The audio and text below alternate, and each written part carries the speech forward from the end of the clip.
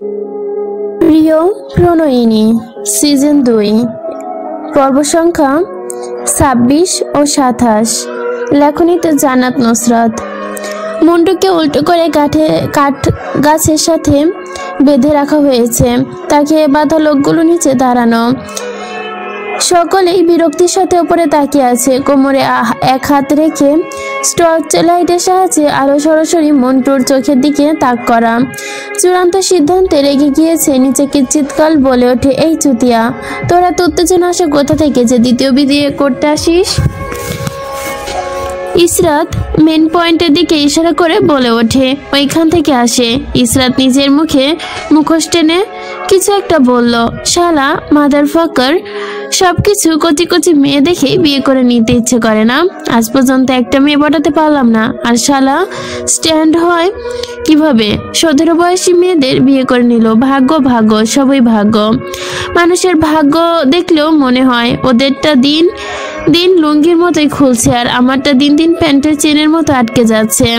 ইরহামের কথাগুলো শেষ করে জিভ কাটলো।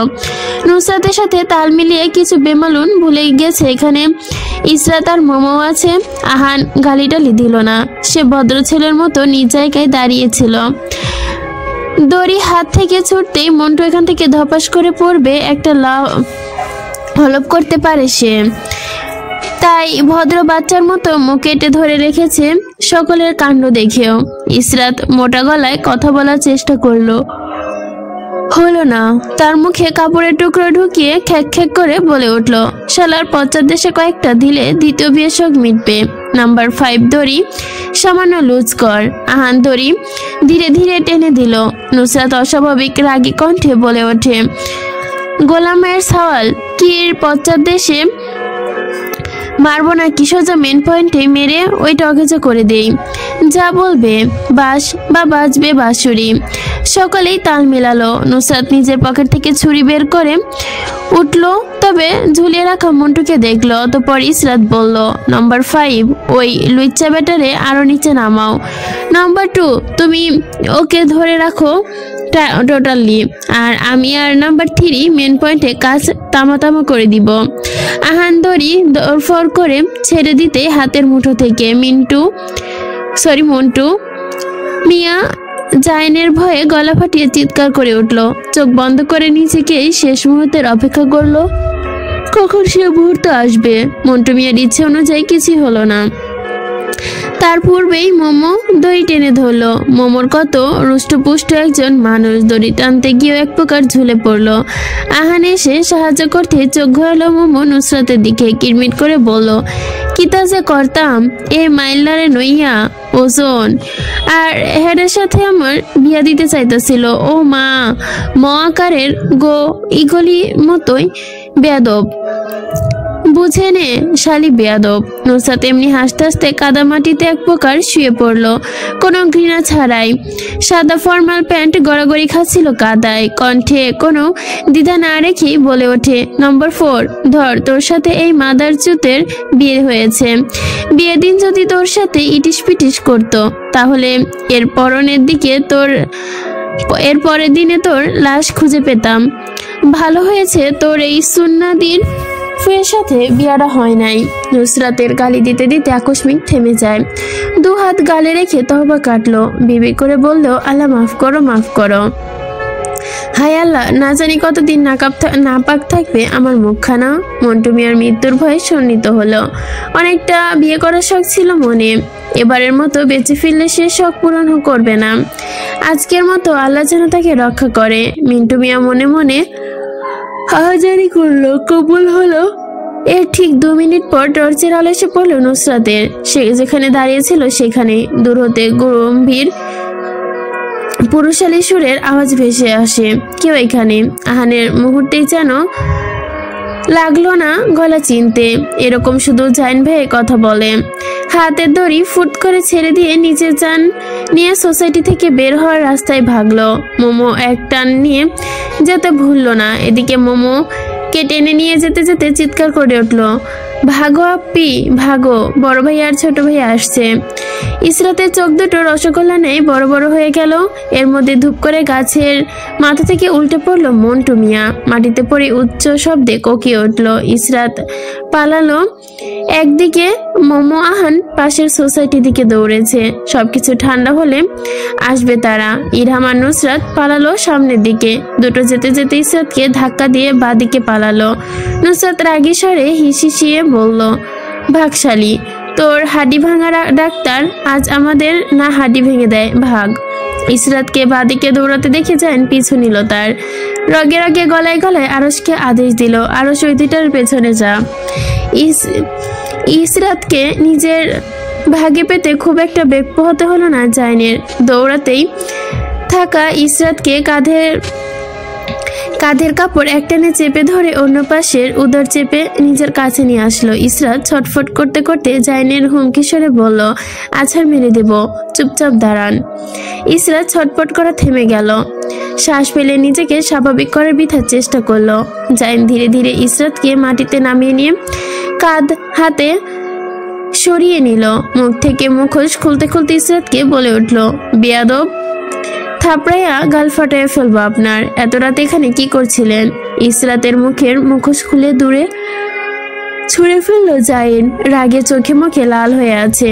ভৎস করে দেওয়ার মতো চাহনি ইসরাতের দিকে নিক্ষেপ করে হিসিয়ে বলে ওঠে, ধরা পড়লে গণধোলাই খেতেন, এটা কি এই ছোট মাথায় আসেনি?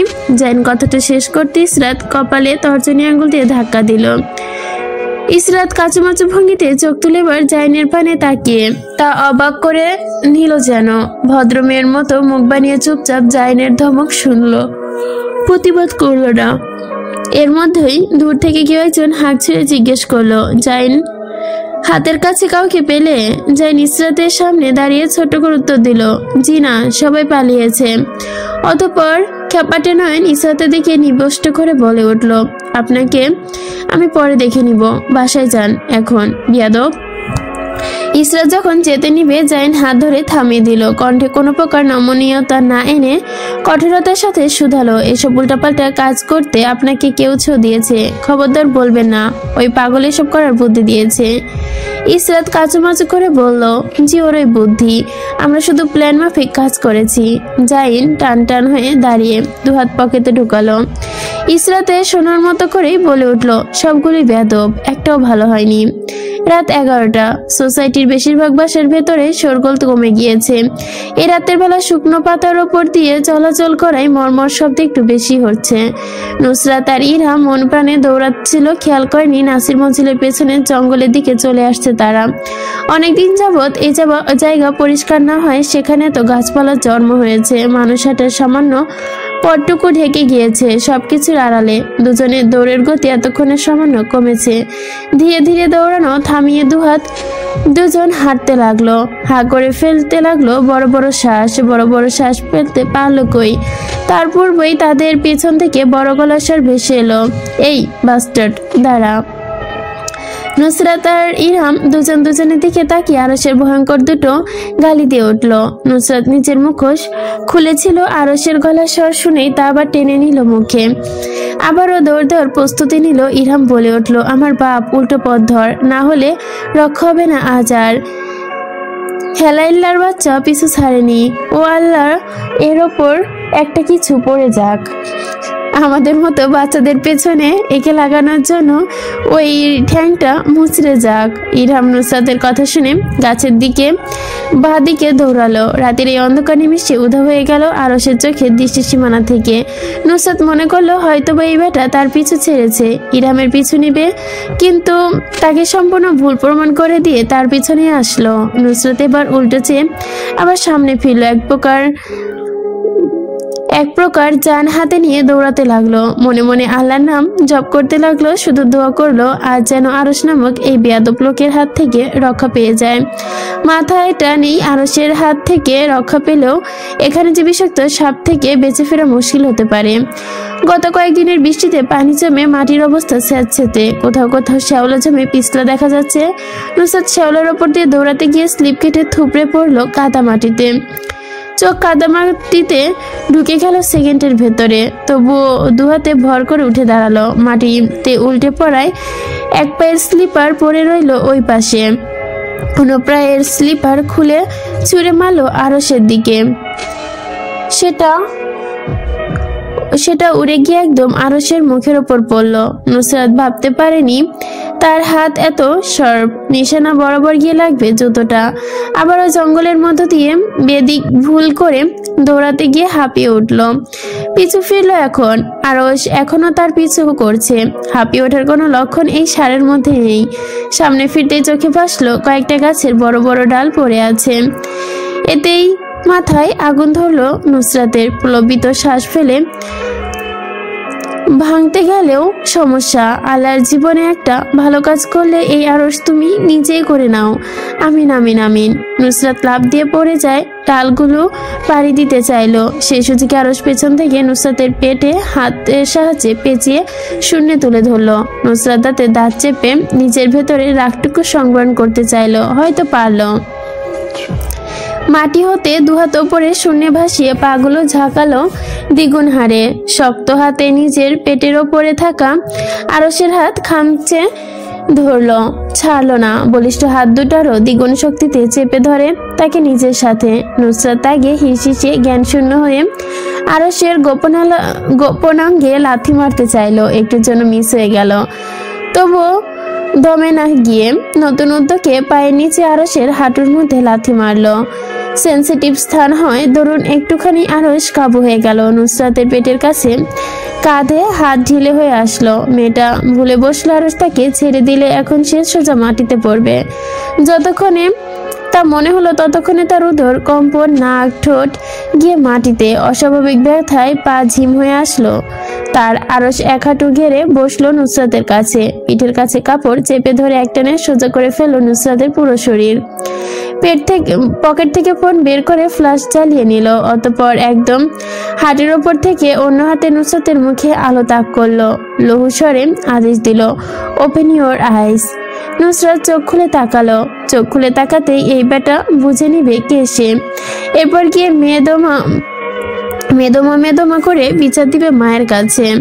আর তার পিঠের ওপর পড়বে নাজনীন বেগমের অতি উচ্চমাত্রার চপ্পল। জোরে ধূপধাপ কয়েকটি বাড়ি। নুসরাত তাই গোড়ামি করে নিভু চোখে আরশের দিকে দেখলো। তবুও পুরো চোখ খুলল না। আরশ হাতের ঘড়িটা নিজের চোখে রেখে বলে উঠল, I will leave you 30 seconds, not a word, just take off that mask. I swear I will hang your upside down from the 3 miles field. Nusrat এক চোখ খুলে সরাসরি আরশকে দিকে তাকালো। সে জানে না নাকি একবার মুখোশ খুলে এই লুচ্চা তার মুখ দেখলে সোজা গিয়ে তার মা নামক জল্লাদ মহিলার কাছে নালিশ ঠুকে দিবে। তাই চুপ থেকে এখানে আরাম করে শুয়ে থাকাই ভালো। নিজের নিকট বেশি শ্রেয় মনে হলো তার। পরিচিত কাল অতিবাহিত হওয়ার পর নুসরাত বসতে যাবে। আরো হাত দিয়ে নুসরাতের মাথা চেপে ধরে রাখলো মাটির সাথে। চোয়াল শক্ত করে নুসরাতে শোয়ার মতো করে গণনা করে, 5, 4, 3, 2 and your time is up. আরশ এক হাতে নুসরাতের মাথার উপর রেখে অন্য হাতে নুসরাতের মুখোশ খুলতে নিলেই পূর্বেই নুসরাত আরশের টাকুনির মধ্যে সর্বশক্তি দিয়ে লাথি মারে। আরশ ঠিকভাবে না বসায় মুখ থুবড়ে গিয়ে পড়ল যেখানে পড়লো না, একদম নুসরাতের গলদেশের ওপরই পড়লো। কড়া ঘস্তিত সুগ্রাণ মাস্কি পুরুষালী কলনের সুগন্ধি দুজনের চারপাশে মোমো করতে লাগলো। সময়ের সাথে কামড় বদলে চোখ বড় বড় করে নিঃশ্বাস ফেলে আওড়ালো, এটাই বাকি ছিল, নে এবার চুমু খেয়ে নে, পূরণ করে দেই তোর সব শখ। আরশ মাথা তুলে গলা কাকারি দিয়ে মোবাইল উড়ে গিয়ে পড়ে দূরে। আরশ নুসরাতের ওপর এই অবস্থায় থাকতে দেখে মুখ থেকে কাপড় সরাতে নুসরাত আর তা হতে দিল না। আরশের দুপা দিয়ে পেঁচিয়ে নিজের ওপর থেকে উল্টে ফেলে দিল পাশে। আরশ নুসরাতের এক হাত চেপে ধরে কাবু করার চেষ্টা করতে অন্য হাত দিয়ে পকেট হাতড়ে মাঝারি আকারের একটা ছুরি বের করলো নুসরাত। সময় ব্যয় না করে চেপে ধরলো আরশের গলার নরম ত্বকে। গলায় ছুরি চেপে রেখে নাক বন্ধ করে বলে ওঠে, নেক্সট টাইম মিস্টার আরস চুপচাপ দেখলো মাটিতে শুয়ে সামান্য আলোয় মেয়েলি শরীরের অবয়ব দেখা গেল। আরস মুখে বিরক্তির ফুরেশ ফুটে উঠল। সে চাইলো এই মেয়েকে ধরতে পারে, কিন্তু ধরল না। দেখতে চাইলো কি করবে এই মেয়ে। ঘাড় কাত করে চেয়ে রইল এক দৃষ্টে। নুসরাত হালকা আমিও বুঝতে পারে আরসের তীক্ষ্ণ দৃষ্টি তার দিকে। উঠে দাঁড়ালে কাপড় ঝাড়তে ঝাড়তে বলে ওঠে, এই ফিটফাট শরীর নিয়ে কি করবেন? সামান্য আমাকে কাবু করতে পারলেন না? ছ্যা ছ্যা, আর পিছু নেওয়ার চেষ্টা করবে না, নইলে এখানে লাশ বানিয়ে ফেলে দিব। নুসরাত কথা শেষ করে দৌড় দিল নাসির মঞ্জিলের প্রাচীরের দিকে। আরস হাত থেকে মোবাইল ধরে ছিটকে পড়ায় দূর থেকে আসা আলোক রশ্মিতে দেখা গেল মেয়ে অবায়ক। দেওয়াল টপকে যখন ওপাশে যাচ্ছিল তখন সামান্য ঘাড় কাত করে তার দিকে তাকাচ্ছিল। মুখের মুখোশ খুলে ফেলায় প্রাচীরে থাকা সাদা বর্ণের লাইটে আলো, নাক সাদা পাথরের নোজপিন ঝলঝল করে উঠল। আর সেদিকে চোখ রেখে মাটিতে উঠে বসতে বসতে ভিড় করলো, বিয়াদব। আকাশে বিদ্যুৎ চমকাচ্ছে, ঘন মেঘে ভরে গেছে চারপাশটা, সাথে দবনীয় আকারে পরিবর্তন হয়েছে। হয়তো ঝুম বৃষ্টি আসবে। অঝোর ধরায় গত দুদিন ধরে আকাশ থেকে মেঘ ঝরছে, তাই রাস্তাঘাট, মাঠ সবকিছু পিচ্ছিল হয়ে আছে। বৃষ্টিতে স্যাঁতস্যাঁতে পানিতে রাস্তা ডুবে গিয়েছে। একটানা বৃষ্টি হয় ড্রেনেও পানি অতিরিক্ত জমা বেঁধে আছে, ওপর দিয়ে উঠে আসছে কিছুটা। আরো স্যাঁতস্যাঁতে মেঠোপথ দিয়ে এগোচ্ছে আর পিচ্ছিল খালো, তাই পায়ে স্লিপার খুলে হাতে নিল। সুঠাম দেহি শরীরটা বাঁকিয়ে কিছুক্ষণ পর পিছু ফিরে দেখলো বেদবের সাথে ধস্তাধস্তি করতে গিয়ে মাটিতে লেপটে গিয়েছে পুরো শরীর। কি মনে হয় এই বেদব মহিলা ওকে আরো চিনবে না? নাক বন্ধ করে কথা বলবে ওই ধান্দাবাজ মহিলা আর অপরিচিত হয়ে যাবে আরসের কাছে। আরো হেঁটে গিয়ে মন্টু মিয়া যেখানে ছিলেন সেখানে। এতক্ষণে অনেক ভিড় জমেছে ওই জায়গায়। আরস ভিড় ঠেলে গিয়ে জাইনের মুখের কাছে হাতের মুঠো রেখে গলা খাকারি দিল। ততক্ষণে আরসের দৃষ্টি ঘুরে জাইনের দিকে। জাইনের চোখে ইশারায় কিছু একটা জিজ্ঞেস করে। আরসও মাথা নাড়ালো। ঠোঁট নাড়িয়ে কিছু একটা বলতে জাইন নিজের মুখে নাড়ালো। দুই ভাই নিঃশব্দে কথা বলে নিজেদের মধ্যে। আরস চোখ দিয়ে ইশারা করলো জাইনকে কিছু একটা জিজ্ঞেস করার জন্য। জাইন থেকে আবারও ফিরতে ইশারা করলো। দুজনে ইশারা আশকারায় 2 মিনিট কাটলো। অতঃপর দুজনে একসাথে গুরুগম্ভীর গলায় বলল, কারা ছিল দেখেছেন? মন্টু মিয়া হাহাকার করে ওঠেন। মাটির সাথে লেপটে বসে থাকা হাত দিয়ে চাপড়ালো। জাইন আরস চোখাচোখি করলো। জাইন আরসের কানের কাছে গলা নামিয়ে বলে ওঠে, এই লোক মহিলাদের মতো আচরণ করছে কেন? আরস শ্রগ্র করলো। ঠোঁট উঁচিয়ে দুপাশে মাথা নাড়াতে গিয়ে থেমে গেল। জাইনের কানের কাছে ফিসফিস করে উঠল, ওইসব মনে হচ্ছে। জাইন ভুরু কুচকে তাকাতে আরস বাঁকাদে মধ্যমা আঙ্গুল দিয়ে ডান কাঁধের তর্জনী আঙ্গুলের মধ্যে মধ্যমা আঙ্গুল কচি আকারে দেখালো। জাইন নীরবে কিছুক্ষণ চেয়ে চোখ সরিয়ে নিল, সতর্কবাণী দিল, সিগারেট খেতে দেখলে তোর সাথে এটাই করব আমি। একটা শব্দে এদিক সেদিক হবে না। So be careful son of Helal Ahmed. আরো জাইনের এমন হঠাৎ পাল্টে যাওয়া সামান্য ভরকাল পরপর নিজেকে মনে করিয়ে দিল উনার পাশে দাঁড়ানো লোকটা জাইন হেলাল। তাই উনার দ্বারা সবই সম্ভব। আরস পকেটে হাত ঢুকে সামনে ফিরতেই জাইন তীক্ষ্ণ কণ্ঠে প্রশ্ন ছুড়ল, নুসরাতকে ধরতে পেরেছিলি? আরস শান্ত কণ্ঠে আওড়ালো, বেয়াদব মহিলা গলায় চাকু চেপে ধরে ভেঙে গেছে। জাইন তর্জনী আঙ্গুল ঠোঁটের ওপর রাখলো, হয়তো সামান্য হাসলো। আরস সেদিকে না তাকিয়ে মুখ বাঁকালো। তাকে নিয়ে হাসা হচ্ছে। অতঃপর তীক্ষ্ণ কণ্ঠে জাইনকে আবারও জিজ্ঞেস করলো, এসে নামাজ পড়েছিলি? আরো সে টনক নড়তেই দুপাশে মাথা নাড়লো। জাইন আদেশ দিল, ফ্রেশ হয়ে গিয়ে নামাজ পড়, আমি এদিকটা সামলে নিচ্ছি। আরো যেতে নিয়ে দাঁড়িয়ে পড়ে। মন্টু মিয়া কিছু একটা বলছে। মনোযোগ দিতে কানে ভেসে আসে ওরা 5 জন ছিল। অন্যদিকে কেউ কোনো প্রশ্ন করলো না। পূর্বে জাইন গম্ভীর কণ্ঠে শুধালো, ওদের নাম জানেন? মন্টু মিয়া বলে উঠলেন, জাইন আরো দুজনের দিকে চেয়ে তৎপর শোনালো, কি নাম? মন্টু মিয়া এখনো মাটিতে বসে রয়েছে। এর ওপর থেকেই পড়ায় কাদাই যেন হিসিস করছে। কোমরে সামান্য ব্যথা অনুভব করছে। তার কাছে মনে হচ্ছে মন্টু মিয়া নাটক করছে। মন্টু মিয়া গোঙাতে গোঙাতে বলে ওঠে, একটার নাম নাম্বার 1, এটা কথা কম বলছে। নাম্বার 5, নাম্বার 4 কাঁঠাল গাছে দড়ি বেঁধে রেখেছিল। নাম্বার 3 আর 2 দুটোই ওদের লিডার মনে হয়েছিল। 14 গোষ্ঠী তুলে গালি দিয়েছিল আমার। নাম্বার 3 তো আমার বংশের প্রদীপে লাথি মেরে নিভিয়ে দিয়েছিল। মন্টু মিয়া কেঁদে দেওয়ার মতো করে কথা বলছিল। আরস ঠোঁট চেপে আলগোছে চলে গেল বাড়িতে। জায়ান বাপাসে মুখ ঘুরিয়ে কপালে হাত ঘষল। মন্টু মিয়া কাঁদছে, মুখ দিয়ে গঙ্গানি। হঠাৎ করে জায়ান বা হাত ঝাপটে ধরে উঠল। আজ তুমি না থাকলে এই 5 জন আমায় মেরেই ফেলতো। নাম্বার 3 এর কাছে চকচকে ধারালো একটা ছুরি ছিল আমাকে কোপানোর জন্য। আমার মনে হয়েছিল এগুলো আমাকে পছন্দ করতো, তাই হয়তো এমন করছে। আরো ধীরে ধীরে যাচ্ছিল বাড়ির দিকে। আকস্মিক এমন কথা শুনে লাফিয়ে মেরে চলে আসলো মন্টুর মিয়ার সামনে। তিক্ত কণ্ঠে বলে উঠল, আপনাকে পছন্দ করতো মানে কি? আমার বইয়ের রুচি দুর্ভিক্ষ হয়েছে যে আপনাকে পছন্দ করবে? আরশের বিরক্তি আর রাগান্বিত কথা গিয়ে বরাবর থেমে গেল। জাইন এক হাত ধরে রাখতে পারলো না মন্টু মিয়াকে, কয়েক ঘা লাগিয়ে দিত। মন্টু মিয়া না বোঝার মতো করে বলল, ওরা 5 জন তোমার বউ হতে যাবে কেন? আরশের ইচ্ছা করলো মন্টুকে ভয়ঙ্কর ভাবে গালি দিতে, মুখের পেশি সংকুচিত করে কেউ না বোঝার মতো করে হিসিয়ে, don't talk bullshit, otherwise I will kill you, bastard. Zayan মেকি চেষ্টা করলো হাসার, কিন্তু গম্ভীর মুখ নিয়ে হাসির লেশ বের হতে দিল না। আরশকে ঠেলে দিয়ে যেতে যেতে মন্টু মিয়ার উদ্দেশ্যে হাত মাথার কাছে ঘুরিয়ে স্ক্রু সামান্য ঢিলা। আরশের রাগ দেখে কে, এমন ভাবে তাকাচ্ছে যেন মন্টু মিয়াকে হাতের কাছে পেলেই থাপা বসিয়ে দিবে, নয় আস্ত গিলে নিবে। জাইনের চোয়াল শক্ত। আরশকে বলে ওঠে, আরশ তুই বাচ্চামি করছিস। লোকটা বলে কি নুসরাত ওনাকে পছন্দ করবে? আর তুই এমন ভাব করছিস যেন ওকে তুই পছন্দ করিস।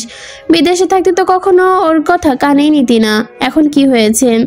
এখন এটা বলবি না তুই ওকে পছন্দ করিস, না হলে উল্টো করে বেঁধে পিঠাবো। আরশ জাইনের একটা কথা কানে ঢোকালো না, তীক্ষ্ণ চোখে শুধু মন্টুকে দেখে গেল। সৈয়দ বাড়ির পাঁচির টপকে ভেতরে ঢুকতেই 2 ওয়ে অডিও থেকে ভেসে এলো নাজনী বেগমের সতর্কবাণী, ওইখানে দাঁড়া। নুসরাত পুতুলের মতো দাঁড়িয়ে পড়ল। বিরক্ত হলো মায়ের ওপর। এমন সময় ও সিসি ক্যামেরা অন করে বসে রয়েছে কেন এই ভদ্র মহিলা? এই ঘরে জন্মের পর কি পাপ হয়েছে তার?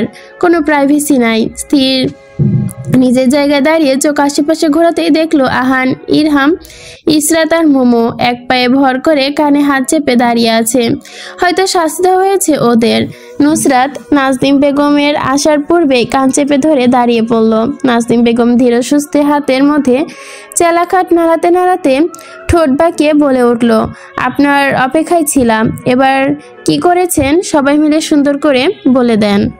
নুসরাত চুপচাপ দাঁড়িয়ে রইল, স্বর্ণপণে টিনা টান করে চেলাকাঠকে বুকে ধরে ধরফর করে উঠল। তারপর নিজেকে স্বাভাবিক রাখলো। যদিও একজনও মুখ খোলে, এই চেলাকাঠ আর যারা লাগানো জুতা, নাজনিমের স্পেশাল জুতোটি আর কি, সেই চপ্পলের পিঠে পড়বে তাদের। সব থেকে বেশি মার খাবে সে আর ইরহাম। তাই কোনো প্রকার শব্দ না করে নুসরাত মুখে জিপা টানে নাজনীন বেগমের চেলাহাট হাতে তালুর দিকে ধীরে ধীরে মেরে মেরে চেরা করছে। বলছেন, বলবি না তোরা? সবসময় চুপ হয়ে দাঁড়িয়ে রয়েছে সবাই, নিজেদের নিঃশব্দ জারি করছে। পিটিয়ে তক্তা বানিয়ে আজ কোনো প্রকার বাক্য বের করতে পারবে না মুখ থেকে। প্রথম আঘাত পড়ল নুসরাতের ডান পায়ে। ব্যথায় গা বিষিয়ে উঠল। নিজের জায়গা থেকেও সামান্য হেলে গেল দুপা দূরে, তবুও চুপচাপ রইল। এরপর বাড়ি পড়ল ইসরাতের পিঠে। তৃতীয় বাড়ি ইরহাম, চতুর্থ বাড়ি আহান। সকলের অবস্থা মার খাওয়ার বিষয়ে চুপচাপ গিলে নিল মারের জ্বালা। মোমোর সামনে দাঁড়িয়ে নাজনীন বেগম সামান্য ভুরু চালেন। আলগোছে মেয়েলি মুখ থেকে পুরো চুলগুলো সরিয়ে দিয়ে আঙ্গুলের স্পর্শে বলে উঠল, আমি একটা সুযোগ দিচ্ছি তোকে, কিছু বলার থাকলে বলে ফেল, মার খাওয়ার থেকে রেহাই পাবি। মোমো চেলাকাঠের দিকে তাকিয়ে ঠোঁট চেপে কেঁদে উঠল। নুসরাত বিরক্ত হয়ে শ্বাস ফেলল। ইসরাতের ইচ্ছে করলো মোমোর কোমরে লাথি মেরে দূরে ফেলে দিতে। সামান্য বিষয়ে কে কাঁদে, ছাগল কোথাকার। নুসরাত হিসিয়ে গালি দিল, সুদানির ভাইকে নিয়ে যাওয়াই ভুল হয়েছে। শালি আবার না মুখ খুলে দেয়, এই শালি এত কাঁদে কেমনে, নিব্বি কোথাকার। মোমো দুঃখী চোখে চেলাকাঠের দিকে চেয়ে রইল। ইরহাম নিশ্চিত হয়ে গেল ও বলে দিবে। নুসরাত তার দিকে তাকাতেই মুখ চোখা ইশারা করলো। মোমো আর যদি কিছু বলে একে ধরে আমি কি করব জানি না। বলেছিলাম ছাগলটাকে না নিতে, তুই কুত্তার বাচ্চা নিয়ে গেছিস। এবার বোকাচোদা দেখিস নির্ঘাত মুখ খুলবে। নুসরাত নিজেও হাজারটা গালি দিল মোমোকে। সবাই শিওর থাকলে এক্ষুনি মুখ খুলবে খবিসটা। সবাইকে ভুল প্রমাণ করে দিয়ে মোমো উচ্চস্বরে কেঁদে বলল, আমি পারবো না বলতে, ওরা আমাকে ধোঁকাবাজ মনে করবে। সবাই সবার পানে চেয়ে ঠোঁট উচালো সামান্য বিরক্তিতে। নুসরাত তার আগে ফুসতে ফুসতে বলে ওঠে, এই টুটটুটের মুখে কেউ ভাত কর, ভালো লাগে না এসব প্যানপ্যানানি। নুসরাত দুহাত ওপরে উঠে দোয়া করলো, ইয়া আমার রব, আপনি যদি আমায় সামান্য ভালোবেসে থাকেন তাহলে এই বান্দিকে আপনার কাছে ডেকে নিন, আর যদি না ভালোবেসে থাকেন তাহলে আরও আগে আপনার কাছে উঠিয়ে নিন। নুসরাতের কথা শেষ হতেই ওপরে ধূপ করে চালা কাঠির বাড়ি পড়লো পিঠে। এরপর আরও একটা, এরপর ঘনে ঘনে চারটা পড়লো। নুসরাত ব্যথায় কুকিয়ে উঠল। নাজনীন বেগম ঠোঁটে হাত রেখে বলে ওঠে, চুপ, একদম চুপ। মুখের ভাষা ঠিক না করলে এভাবে পিঠে তক্তা বানাবো বেয়াদবের বাচ্চাও। নুসরাত ইসরাতের দিকে চোখ ফিরিয়ে অভিযোগ করলো, এই জল্লাদ মহিলা আমার মা হতেই পারে না। এই মহিলা ওই আরশ বেটা চাইন বেটার মা। ওদের ভেতরে আস্ত ঢুকে যাবে এমনভাবে, আর আমাদের দুচোখে দেখতেও পারে না। শুধু টাকা আয় করতে দে, এই বাড়িতে ঠ্যাঙও দিব না আর। নাজনীন বেগম নুসরাতের পায়ে ধূপ করে আবারও বাড়ি বসালেন। কোমরে হাত রেখে ব্যগ্র কণ্ঠে বলে উঠল, ঠ্যাং দেখিয়ে বেড়াচ্ছিস? হ্যাঁ, ঠ্যাং দেখিয়ে বের হওয়ার আগেই ঠ্যাং ভেঙে রেখে দিব। একদম বের হতে পারবি না বাড়ি থেকে। নাসির সাহেব চোখে চশমা পরে উকি মারলেন নিচের বেডরুমের বারান্দা থেকে রেলিংয়ের সামনে দাঁড়িয়ে।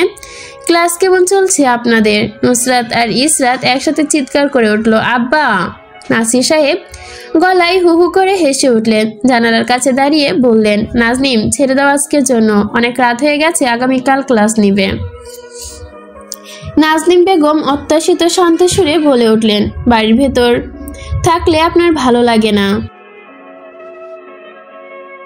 নাজনীন বেগমও বাগানের পাতা চেয়ার টেনে বসলেন। হাতের চালাকাটা এখনো স্থায়ীভাবে নাড়াচ্ছেন। কারো পেট থেকে কোনো কথা বের করতে না পেরে কিছুক্ষণ চুপচাপ বসলেন। অতঃপর বললেন, যে যার বাড়িতে যাও। ইরহামের মনে হচ্ছিল এবার হয়তো নাজনীন বেগম তাদের প্রতি একটু সদয় হবেন, কিন্তু ভদ্রমহিলা আজ মনে হয় পেট থেকে বের করতে পারলেন না। বাড়িতে ঢুকতে দিবে না। দীর্ঘশ্বাস ফেলো মিনমিনিয়ে বলে উঠল, গোসলটা করে বাড়ি যাই। নাজনীন বেগম এক মুহূর্তে দ্বিরুক্তি না করে উত্তর করলে, আজ এই বাড়ির ভেতর ঢোকা সবার জন্য নিষিদ্ধ। প্রয়োজন নেই গোসলের। মাঠে গিয়ে হাল চাষ করো। টাকা দিয়ে ধান চাষ করার বদলে তোমাদের পেটানো খুব কষ্ট। তাহলে কতগুলো টাকা বেঁচে যেত তোমাদের দিয়ে চাষ করলে। আগামীকাল থেকে তোমরা সবাই চাষ করতে পাঠাবো। আজকের অজাতের বংশধর। আহান দুঃখী মুখ করে বলে ওঠে, একটা কথা রাখো, আমার আম্মুকে জাস্ট কল দিয়ে বলো গেটটা খুলে দিতে। নাজনীন বেগম সামান্য সদয় হলেন আহানের কথায়।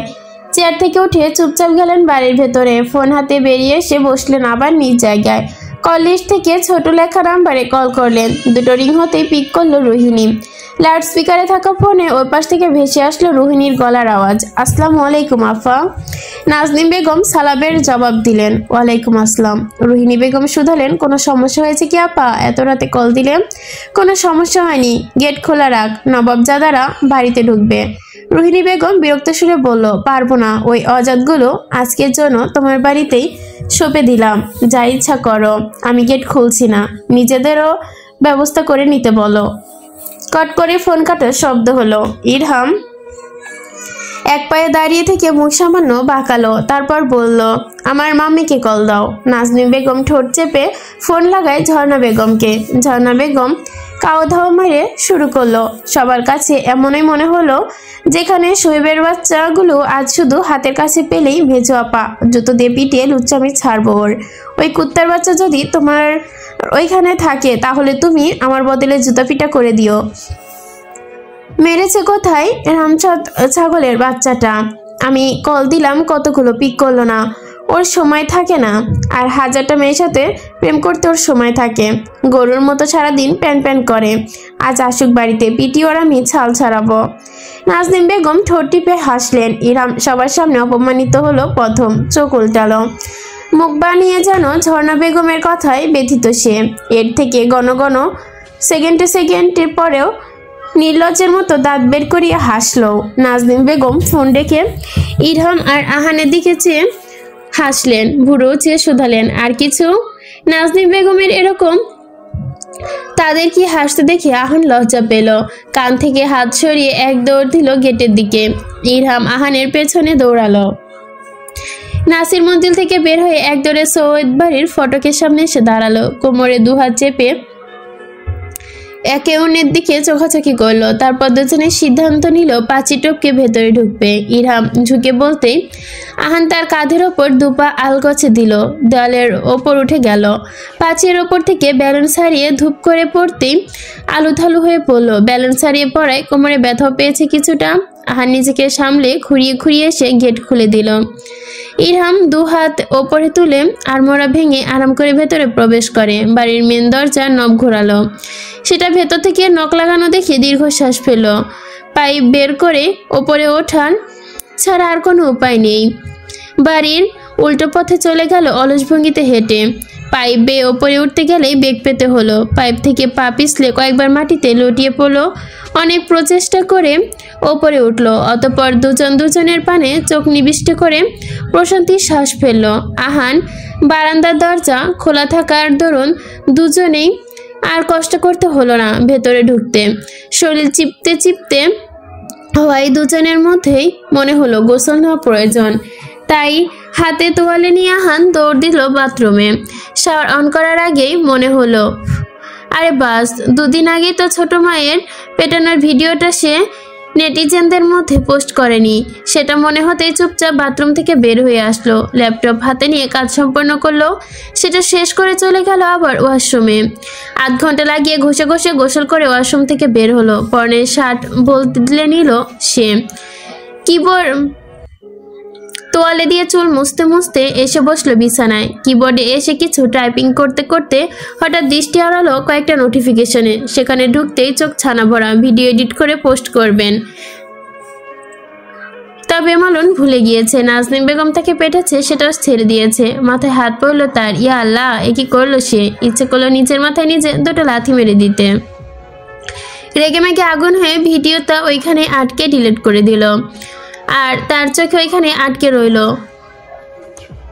দুফোটা ফাঁকা হয়ে গেল নিমেষে। মাত্র 30 মিনিটে এত শেয়ার, লাইক, কমেন্ট দেখে আহানের ইচ্ছে করল এবার অজ্ঞান হয়ে যেতে। হাতের তলা কখন হাত থেকে মাটিতে পড়ে গেছে সে জানে না।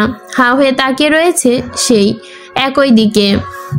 1.3 মিলিয়ন ভিউ। নুসরাত ঠান্ডা লেগেছে ভয়ঙ্কর। শরীরে মোটা কাঁথা জড়িয়ে ঘুরছে। গতকাল রাতে দুবার গোসল করেছিল। নাজনীন বেগম বাড়িতে ঢুকতে দেয়নি রাতে। বালিশ আর মাদুর হাতে ধরিয়ে দিয়েছিল। সারা শাস্তির জন্য মোবাইলও হাতে পায়নি কেউ। মোবাইল চেক করার কথা সবাই ভুলে গেছে। ইসরাত সকাল থেকে চোখে অন্ধকার দেখছে, নাক টেনে টেনে হাঁটছে। হঠাৎ চোখ বেয়ে গড়িয়ে পড়ছে জল। মোমো সারা রাত ধরে ঘুমাচ্ছে, সকালেও ঘুমাচ্ছে। এবার সোফায় ঘুমাচ্ছে, কখনো ডাইনিং টেবিলে মাথা রেখে ঘুমাচ্ছে। যেখানে জায়গা পাচ্ছে সেখানেই ঘুমাচ্ছে। ধীরে ধীরে সবাই ঠিক হলেও নুসরাত হলো না। সে এই যে সর্দি মাথায় লেগেছে, ঠান্ডা পানি বোতল নিয়ে ঘুরছে। কথার সাথে কথায় হাজারটা হাঁচি দিচ্ছে ছাগলের মতো। নাজনীন বেগম পানির বোতল টেনে নিতে পারেনি। তড়িঘড়ি করে ঠান্ডা আইস যুক্ত পানি খাচ্ছে। তার নাকি প্রচুর গরম লাগছে, গলা শোকাচ্ছে একটু বেশি। সৈয়দ বাড়ির দুই নবাবজাদাও নাকি অসুস্থ হয়ে বিছানায় পড়ে আছে। তার সকাল থেকেই এই বাড়িতে দেখা যাচ্ছে না। এত অসুস্থতার জন্য নুসরাতকে পেটানো বন্ধ হয়নি। নাকে নাকে কথা বলছে, চোখ দিয়ে পানি পড়ছে। কথা বলতে গেলেও পানি পড়ছে। এদিকে তার মা আরো দুকা বসিয়ে দিয়েছে তাকে। ইসরাতের পাশে বসে শব্দ করে নাক টেনে সর্দি পরিষ্কার করছে। এই অসুস্থতার মধ্যেও মুখ বন্ধ নয় নুসরাতের। কথা বলতে বলতে শুধু চোখ মুছছে। ইসরাত নুসরাতের এই চালানো ঘন্টার পর ঘন্টা ধরে সহ্য করছে। এত নাক টানার শব্দে তার নাকি সুরে কথা বলতেও মাথা ধরে গেল ইসরাতের। তাই নুসরাতকে ঠেলে সরিয়ে দিয়ে আরাম করে শুয়ে পড়ল সে। নুসরাত এতিমের মতো মুখ বানিয়ে বাড়িতে ঘুরতে লাগলো। মোমোকে খুঁজে পেল না কোথাও। একটু কথা বলা যেত, খুঁজে পেলে। কোথায় গিয়ে ঘুমাচ্ছে আল্লাহ জানে। নাজনীন বেগম আশেপাশে গেলেও আজ আর জ্বালাতন করছে না। ইরাম আর আহান আসেনি আজ এই বাড়িতে। নুসরাত নিজে কাঁথা মুড়ি দিয়ে বের হলো বাড়ি থেকে শিকদার বাড়িতে যাওয়ার জন্য। কপাল পর্যন্ত হুডিতে কাঁপতে কাঁপতে কলিং বেল বাজালো। সৌরভ এসে গেট খুলে দিল। ভেতরে গেল নুসরাত। ভেতরে প্রবেশ করতে দেখা গেল আরমানের সাথে। ছোট শব্দে জিজ্ঞেস করলো কেমন আছেন, এইটুকু জিজ্ঞেসেই আলগোছে চলে গেল ভেতরে। উত্তর জানার প্রয়োজন বোধ করলো না। আরমানও এতে কিছু মনে করলো না। এই মেয়ে যে এরকম সেটা তার জানা, তাই কোনো প্রকার ক্লেশ না রেখে নিজেকে চুপচাপ রেখে বেরিয়ে গেল বাড়ি থেকে। নুসরাত সৌরভীর রুমে ঢুকে চিকপটাং হয়ে শুয়ে পড়ে। এইটুকু রাস্তা হেঁটে সে হাঁপিয়ে গেছে। নুসরাত কাঁপছে, তাই তার তাপমাত্রা পরীক্ষা করলো সৌরভী। অস্বাভাবিক গরম গা, তার উপরে বলে উঠল, এই অসুস্থ শরীর নিয়ে আসছিস কেন এখানে? আমাকে বললেই হতো, আমি চলে যেতাম তোদের বাসায়। কথা শেষ করে নাক পরিষ্কার করলো। নাক পরিষ্কারের জিনিসটা দিয়ে চোখ মুছে নিল। আবার সে সৌরভী অবাক হলো তার কাজে। নুসরাত আলুর বস্তার মতো পড়ে রইল বিছানায়। ঠোঁট নাড়িয়ে কিছু বলল। সৌরভী বুঝলো না। নাক পাতলো নুসরাতের নাকের কাছে। নুসরাত আবারও বলল, মোবাইলটা দে শালি। সৌরভী কোনো প্রশ্ন ছাড়াই এগিয়ে আসলো নুসরাতের দিকে। নিজের ফোনটি দিল তার কাছে। আলগোছে বাড়িয়ে নুসরাতের কাছে কোনো প্রকার বিরক্তি ছাড়াই মোবাইল দিয়ে কি করবি? নুসরাত নাকি সুরে বলে উঠল, জীবনটা পাংশা লাগছে, একটু রেশ আনা দরকার। আজমল আলীর নাতিকে কল দিব। সৌরভী বিরক্তিতে চশব্দক শব্দ করলো, তো বেচারাকে জ্বালাবি কেন? বেচারা তো কোনো তোর কোন বাড়াভাতে ছাই দিয়েছে? নুসরাত নাক ফুলিয়ে চেয়ে শব্দ করে আবারও নাক মুছল। কথা বলতে পারছে না। এই সর্দি বিশিষ্ট নাকের জন্য নাকি কণ্ঠে তা সে জানে না। চুপ বেটি, তোরা তো কেন ধরছে? আবার বলিস না পছন্দ টছন্দ করিস বেটাকে। নুসরাত তিক্ত কণ্ঠে জিজ্ঞেস করে, চোখ দুটো সরি করে পরখ করে সৌরভীকে। সৌরভী শব্দ করে শ্বাস ফেলে বলল, যা ইচ্ছে কর তোরা, আমি এতে নেই। নুসরাত কাঁথার ভেতর থেকে থমস আপ দেখালো। আরো সে নাম্বারে ডায়াল করলো। প্রথম ফোন দেওয়ার পরে রিং কেটে গেল। আবারও কল দিল। আবারও সেম। নুসরাত হেরে না গেল, লাগাতার কল দিতেই লাগলো। তারপর আরো ধরলো না। দশমবারের মাথায় কল দিতে আরো ফোন ধরলো। নুসরাত খেয়াল করলো না সেটা। মনে করলে এবারও কল কেটে দিবে, তাই আবারও কল দিতে উদ্যত হতেই নুসরাত চিন্তায় ভাটা পড়লো। শক্ত কণ্ঠে চিৎকারে ফোনের ওপাশ থেকে ভেসে এলো গুরুগম্ভীর কয়েকটা স্লাপ। যার কোথাকার কল পিক করছি না, তারপরও কেন এত কল দিচ্ছিস? Do you fucking want to marry me or hurt? যে এভাবে কুত্তার মতো পিছু লেগেছিস? আরশের ক্রোধাতীত চিৎকারে সৌরভী পর্যন্ত অন্ধকারে হয়ে গেল মুখ। নুসরাত চোখ কুচকে হেসে দিল সামান্য, তারপর পিপি করে কল কেটে গেল। নুসরাত নতুন উদ্যোগ নিল ফোন দিবে বলে। ফোন কানে লাগিয়ে মুখ কুচকে ফেলল। সৌরভীর দিকে অক্ষিপট ঘুরিয়ে উঠল। ব্লক করে দিয়েছে। আর কোনো নাম্বার আছে? সৌরভী বলার পূর্বে নুসরাত ফোন ঘেটে অন্য সিম দিয়ে কল লাগালো। প্রথমবার রিং হতে পিক করলো। এবার নুসরাত সামান্য অবাক হলো এতে। তাছাড়া ওপাশ থেকে এখন পর্যন্ত কোনো টু শব্দ আসেনি। নুসরাত নাক ভালো করে কাপড় দিয়ে মুছে নিয়ে সুরি ঢেকে বলল, হ্যালো জানেমান। আরও শব্দ আওয়াজ ভেসে এলো। নুসরাত থমকালো সামান্যক্ষণের জন্য, অতঃপর শুধালো, প্রেম করবেন? আরস পরিঠোঁট নড়ায় গলায় উত্তর দিল, আপনি হলে আলহামদুলিল্লাহ বলতে দ্বিরুক্তি করব না। প্রেম কি আর জিনিস? নুসরাতের চোখ দেখার মতো প্রখর বড় হয়ে গেল যেন এই কথাতে। অক্ষিপটর ভেদ করে আসতে চাইল। মোবাইল মিউটে ফেলে সৌরভীর দিকে তাকিয়ে বলল, ভাই তোর রিজেক্ট করতেছে না, ফ্ল্যাট চালিয়ে যাব? সৌরভী এবার নড়ে চড়ে বসলো, বলে উঠলো স্পিকারে দিয়ে। নুসরাত যতক্ষণ পর্যন্ত চুপ ছিল লোকটাও চুপ। আনমিউট করে গলা খাকারি দিল। নাক টেনে বলে উঠলো, জানেমান খাবার খাইছো? ওপাশ থেকে, আপনাকে ছাড়া কিভাবে খাবার খাবো জানেমন, তাই আপনার অপেক্ষায় বসে আছি। আপনি এসে মুখে তুলে খাবার খাইয়ে দিবেন, তারপর খাবার খাবো। তার আগে আমার গলা দিয়ে খাবার নামবে না। একটা দানা পানিও পড়ছে না বউ। নুসরাতের চোখ রসগোল্লার মতো হয়ে গেল। সৌরভীর দিকে তাকালো। কল মিউটে সৌরভীর দিকে চেয়ে বলল, একে কি পাগল ধরেছে? বউ ডাকছে কেন? এর মধ্যে আরশের গলা ভেসে আসলো, জানেমান কথা বলছে না কেন? নুসরাত দাঁতে দাঁত চেপে নাকি সুরে প্রেম কয়টা করেছেন আপনি? আরস গম্ভীর। প্রেম অনেকগুলোই করেছি, সেগুলো না হয় তোলা থাক, একদিন আপনাকে আদর দিতে দিতে বলবো। নুসরাত শোয়া থেকে উঠে বসলো, তার অতিরিক্ত রাগ লাগছে, সাথে গরম। সুরভিকে ইশারা করলো এসির পাওয়ার কমিয়ে দিতে। কাঁথা সরিয়ে ছুঁড়ে ফেললো দূরে। নুসরাত শুধালো, জানে মন বিয়ে করবে না আমায়? আরস ধারালো চোয়ালে হাত বুলিয়ে শীতল কণ্ঠে বলল, কেন নয়? তার আগে এটা বলুন, শিকদার বাড়িতে এসে আপনাকে লাথি মারবো নাকি মোবাইলের ভেতর থেকে মারবো? সুরভি বিছানা মুখ চেপে হেসে উঠল।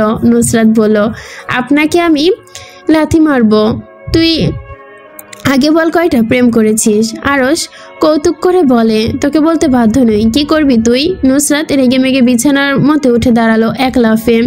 উচ্চ শব্দে চিৎকার করে উঠল, আমিও তোকে লাথি মারবো, বদমাস কোথাকার, থাপড়িয়ে গাল ফাটিয়ে ফেলবো, বেয়াদব। কিছু বলি না বলে মাথায় চড়ে বসে আছিস না? আমি তোর মাথার ওপর উঠে ঢাল বাজাবো, আমায় চিনিস?